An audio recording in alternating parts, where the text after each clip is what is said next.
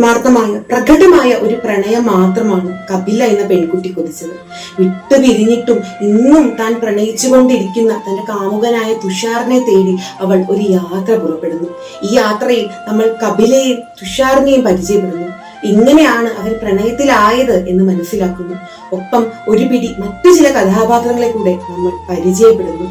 യാത്രയ്ക്കൊടുവിൽ കപിലയ്ക്ക് തന്റെ തുഷാറിനെ സ്വന്തമാക്കുവാൻ സാധിക്കുമോ എന്നും നമ്മൾ അറിയുന്നു.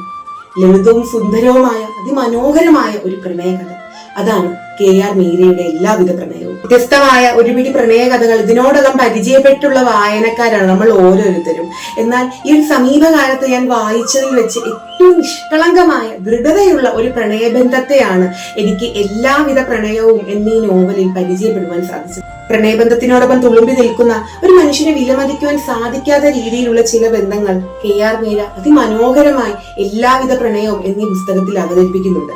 അത് ഒരു അമ്മയും മകളും തമ്മിലുള്ള ബന്ധമാണെങ്കിലും ഡൽഹിയിൽ ഉണ്ടായിരുന്ന കാലത്ത് കപില താമസിച്ചുകൊണ്ടിരുന്ന PG ഉടമസ്ഥയായിരുന്ന അനുരാധ അഗർവാളുമായി കപിലയ്ക്ക് ഉണ്ടായിരുന്ന സൗഹൃദ ബന്ധമാണെങ്കിലും അവയെല്ലാം ഈ ഒരു നോവലിന്റെ മാറ്റി വർദ്ധിപ്പിക്കുന്ന ഒന്ന് തന്നെയായിരുന്നു. പ്രണയത്തിനേക്കാളേറെ ഈ ഒരു നോവലിനെ ഏറെ സ്വാധീനിച്ചത് ശക്തിയായ ഒരു സ്ത്രീ കഥാപാത്രം തന്നെയായിരുന്നു. യാതൊരു പ്രിവിലേജുകളും ഇല്ലാത്തിടത്ത് നിന്ന് തന്റെ കഴിവും കഠിനാധ്വാനവും ആത്മവിശ്വാസവും കൊണ്ട് വളർന്നു വന്ന കപില എന്ന പെൺകുട്ടി.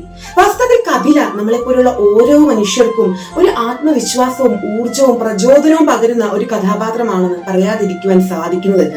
മുൻപോട്ടുള്ള ജീവിതം ജീവിച്ചു തീർക്കുവാനും മുൻപിൽ വരുന്ന ഓരോ വെല്ലുവിളികളെയും ഇല്ലാതാക്കി ശക്തമായി മുന്നോട്ട് നീങ്ങുവാനുള്ള ഒരു പ്രചോദനം.